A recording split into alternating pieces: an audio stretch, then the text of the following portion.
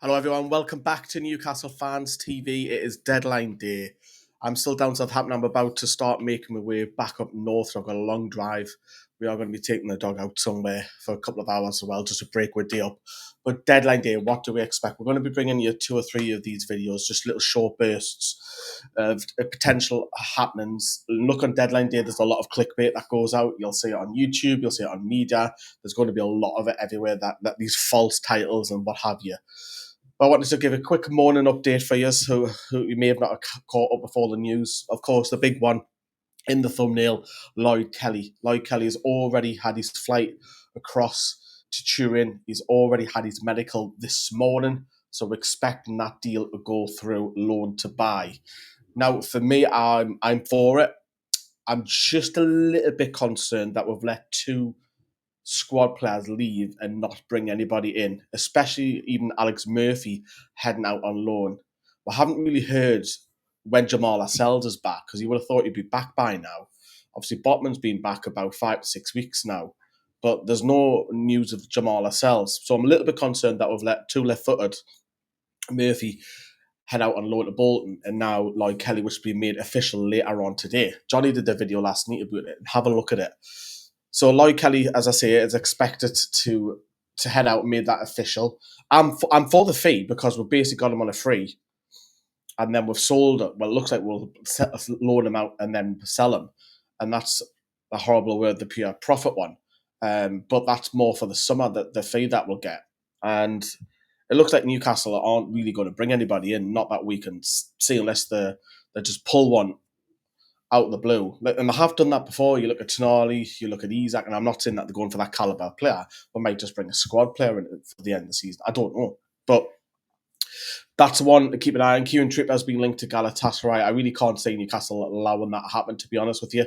It's not the first time that the Turkish clubs have came in for Trippier, and he's running down his contract, another one. I think Trippier will go in the summer, in all honesty, but we'll leave ourselves short, I feel, because I think Livramento didn't exactly have a great game last time out, and I think Trippier's experience, even just around the squad, could do wonders for us if we were to get European players or reach the final, And obviously, Vlachodimos, he's also been linked to a move away. I think Newcastle would be quite happy to do that deal.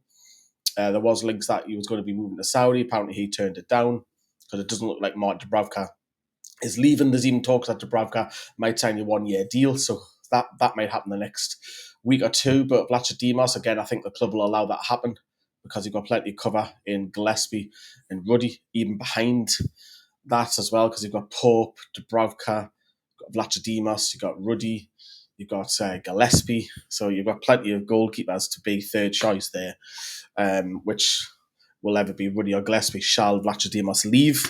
Sean Longstaff is another one to keep an eye on, not really getting much game time. There's a bit of concern with Joe Litton's injury at the moment.